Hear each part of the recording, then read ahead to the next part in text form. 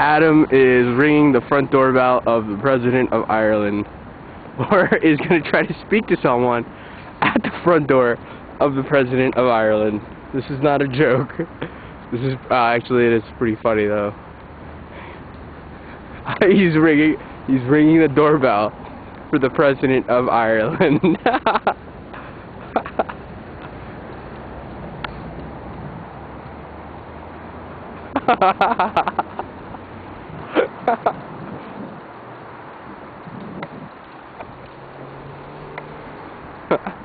I guess they didn't respond.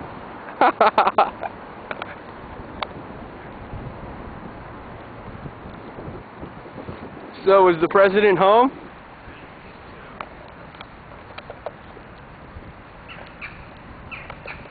I am not joking. This is seriously the president's house.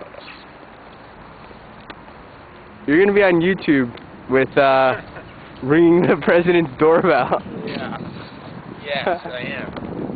So you rang the president's doorbell. I did. No one picked up, though. What were you going to tell the president of Ireland if you met him? It's a woman, but I would have told her that I'm enjoying her country, and I would have liked to have a tour of her home, but I guess that wasn't meant to be. Ah.